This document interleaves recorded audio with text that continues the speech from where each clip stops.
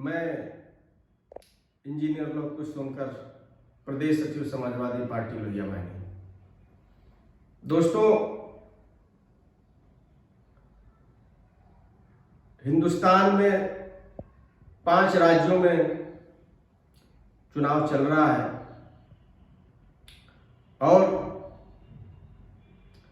देश की हालत ऐसी हो गई है कि उस पर विचार करना, सोचना जरूरी है।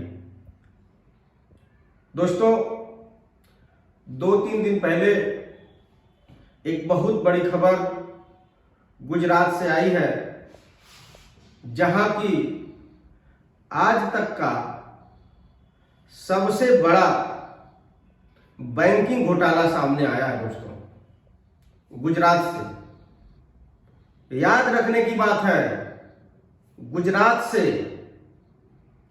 एक ऐसे प्रदेश से जहां पर पिछले 22 सालों में केवल और केवल भारतीय जनता पार्टी ने राज किया है। दूसरा एक बहुत बड़ा आघात सरकारी कर्मचारियों के ऊपर किया जा रहा है, जो सेंट्रल गवर्नमेंट के अंतर्गत आते हैं, MTNL और BSNL। दोस्तों, आज बात इन 2 विषयों पर होगी। तो पहले बात करता हूं दोस्तों, जो करीबन लगभग 23,000 करोड़ का बैंकिंग घोटाला हुआ है उस प्रदेश में, जहां पिछले 22 साल से भारतीय जनता पार्टी की सरकार है, जिसमें ज्यादातर शासन माननीय प्रधानमंत्री जी ने अपने मुख्यमंत्री कार्यकाल में किया है। दोस्तों, वो घोटाला है ABG शिपयार्ड, एक ऐसी कंपनी जो कि पानी के बड़े बड़े जहाज बनाती है और गुजरात प्रदेश के दहेज और सूरत में स्टैब्लिश है। दोस्तों, लगभग 23,000 करोड़, इतना बड़ा बैंकिंग घोटाला आज तक देश में कभी नहीं हुआ। एक और घोटाला हुआ था इसके पहले, तब देश के प्रधानमंत्री और आज के वर्तमान प्रधानमंत्री माननीय मोदी जी थे। वो घोटाला था बहुत चर्चित नीरव मोदी, जो घोटाला 14,000 करोड़ का था। तो बात सोचने की है दोस्तों, कि जब कहा जाता है कि न खाएंगे न खाने देंगे, तब पता चलता है कि इनकी कथनी और करनी में कितना फर्क है। आज जो लगभग 23,000 करोड़ का घोटाला हुआ है, जिसमें ज्यादातर सरकारी बैंक है, केवल एक प्राइवेट बैंक है, SBI, state bank of India, जिसका शेयर तकरीबन 2,500 करोड़ का है, IDBI बैंक, अपने देश का एक बड़ा बैंक, जिसका लोन तकरीबन 3,000 करोड़ का है। और IDBI बैंक में आपको याद दिलाना चाहता हूं दोस्तों, जिसमें सबसे ज्यादा हिस्सेदारी LIC की है, लाइफ इंडिया कॉर्पोरेशन। आप याद कर लीजिए, लाइफ इंडिया कॉर्पोरेशन जो बिकने के कगार पे लाइन में लगा हुआ है। इसी तरीके से साजिश करके ये भारतीय जनता पार्टी की सरकार, हमारे देश के प्रधानमंत्री, फाइनेंस मिनिस्टर, इस देश की सरकारी संस्थाओं को खोखला करते हैं पहले, उसके बाद उसको बेचते हैं, उसको बेचते हैं और मैसेज क्या देते हैं कि घाटे में चल रहा था, बेचना ही इलाज था, घाटे में चल रहा था, बेचना ही इलाज था। आपको याद रखना होगा दोस्तों, life corporation of India, life corporation of India Modi ji बेचने वाले हैं। अब देखिए 3000 करोड़ आईडीबीआई का लोन एबीजी में है। अब ये कंपनी, ये बैंक क्यों ना डूबे, इसको साजिश करके डुबाने का पूरा प्रयास भारतीय जनता पार्टी, उनकी सरकार और माननीय प्रधानमंत्री नरेंद्र मोदी जी कर रहे हैं। अब जब आईडीबीआई बैंक डूबेगा, इसमें सबसे बड़ी हिस्सेदारी एलआईसी की है। एलआईसी अपने आप डूब जाएगा। वो कहावत है कि जौ के साथ घुन भी पिस जाएगा। जब आईडीबीआई बैंक डूबेगा, एलआईसी अपने आप डूबेगा और मोदी जी को इतने बड़े इंश्योरेंस सेक्टर को बेचने का एक बहुत बड़ा बहाना मिल जाएगा दोस्तों।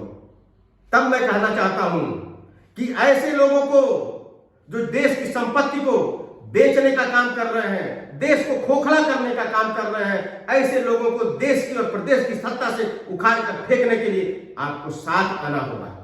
नहीं तो आने वाली जनरेशन आपको कभी माफ नहीं करेगी। ये लोग देश को खोखला कर देंगे और आप अपने आने वाली जनरेशन का जवाब नहीं दे पाओगे दोस्तों कि जब देश बेचा जा रहा था तब आप क्या कर रहे थे, जब संविधान खतरे में था तब आप क्या कर रहे थे।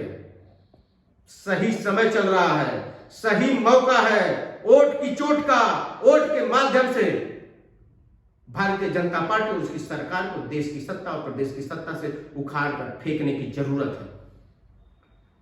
इसमें किसी दलित बैकवर्ड की बात नहीं है दोस्तों, इसमें पूरे सर्व समाज की बात है। पूरे समाज के लोग इस काम से प्रभावित हो रहे हैं। आप ये ना सोचना कि केवल दलित और बैकवर्ड इससे परेशान हो रहा है दोस्तों।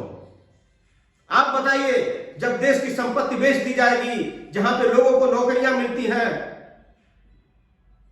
लोगों को सरकारी नौकरी मिलती है, तो आपका जनरेशन क्या करेगा। तब मैं कहना चाहता हूं कि ऐसे लोगों को उखाड़ कर फेंकने के लिए समाजवादी पार्टी को वोट दीजिए। जब तक इनकी सरकार उत्तर प्रदेश और जो बाकी 4 प्रदेशों में चल रही है, जहां जहां भी इनकी सरकारें हैं, आप अपने वोट की चोट से इनको देश और प्रदेश की सत्ता से बाहर करने का काम करिए। आप देखिए, जितने बड़े बड़े घोटाले होते हैं उसमें कहीं ना कहीं भारतीय जनता पार्टी और उसके लोग इन्वॉल्व होते हैं।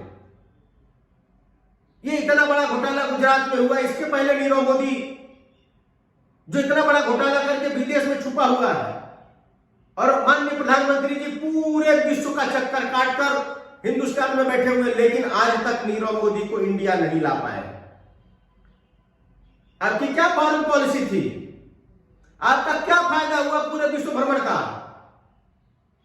इस सवाल आम जनता को पूछना चाहिए। यहां नौकरियां खत्म की जा रही हैं, सरकारी संस्थान बेचे जा रहे हैं, और नौकरी मांगने पर नौजवानों को मारा जा रहा है, नौजवानों को पीटा जा रहा है। दोस्तों, आपको याद रखना पड़ेगा, समय चल रहा है चुनाव का, इनको अपने वोट के माध्यम से देश की सत्ता से बाहर का रास्ता दिखाने के लिए लामबंद हो जाइए। दोस्तों, दूसरा एग्जाम्पल दे रहा हूं एमटीएनएल और बीएसएनएल का।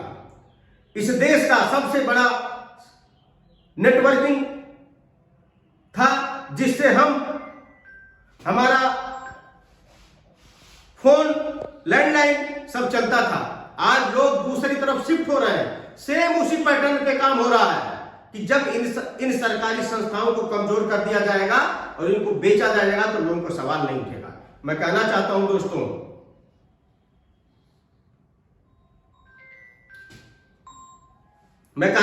दोस्तों, जब मोदी जी इस देश के प्रधानमंत्री बने थे, उस समय एमटीएनएल जैसी बड़े संस्थान में, पीएसयूज में तकरीबन 18,500 लोग काम करते थे। सरकारी 18,500 लोग काम करते थे, जबरदस्ती तकरीबन 14,500 लोगों को, 18,500 में से तकरीबन 14,500 लोगों को 2020 में जबरदस्ती बीआरएस दे दिया गया। मतलब उनको जबरदस्ती निकाला गया, आप पैसा लीजिए, आप घर जाइए, ताकि जब इस बड़े संस्थान को बेचा जाए तो एजिटेशन करने वाले, धरना प्रदर्शन करने वाले लोगों की संख्या कम और उनकी आवाज न सुनी जाए। दोस्तों, मैं कहना चाहता हूं, एक बात याद दिलाना चाहता हूं, 11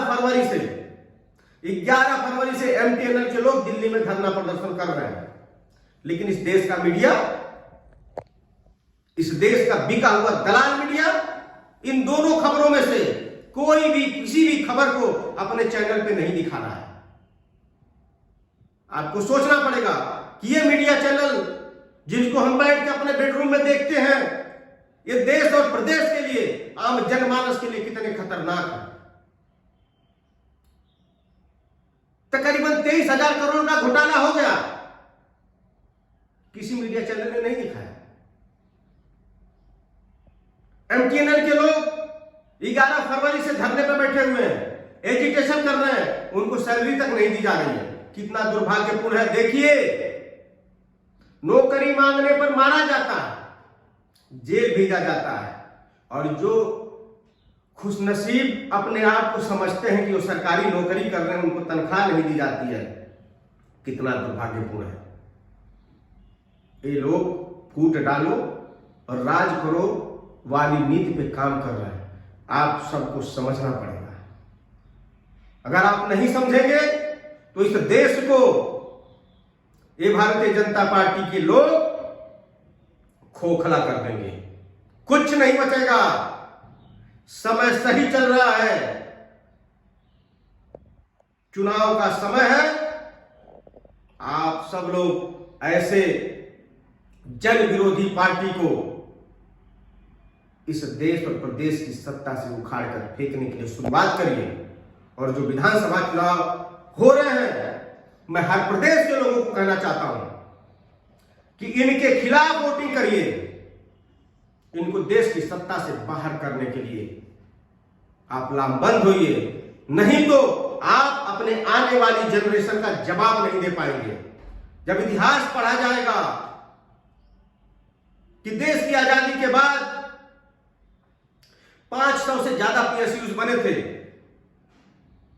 लेकिन जब इस देश में भारतीय जनता पार्टी की सरकार आई,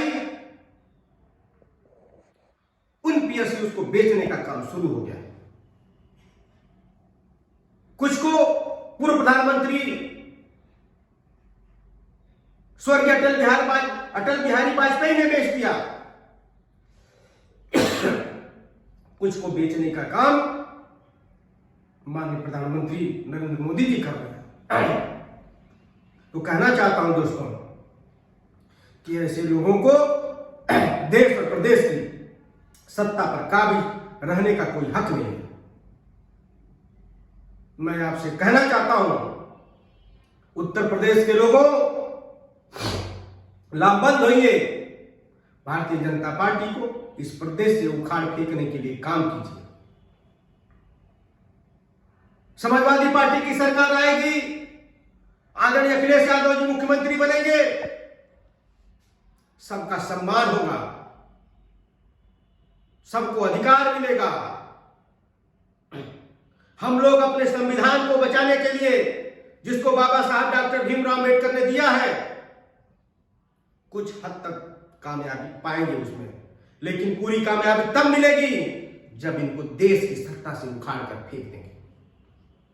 आइए शुरुआत उत्तर प्रदेश से करते हैं। इतनी अच्छी अच्छी योजनाएं आदरणीय अखिलेश यादव जी लाए हैं, जिसमें हर प्रदेश के हर नागरिक का भला होने वाला है। सरकारी कर्मचारियों को पेंशन मिलने वाली है, किसानों को मुफ्त बिजली मिलने वाली है सिंचाई के लिए, 300 यूनिट आम जनमानस को फ्री मिलने वाली है। हमारे पुलिसकर्मियों को हफ्ते में 1 दिन छुट्टी मिलने वाली है। उनका वेतन भत्ता रिवाइज होने वाला है। उनको अपने पड़ोस के जिले में नौकरी करने का मौका मिलने वाला है।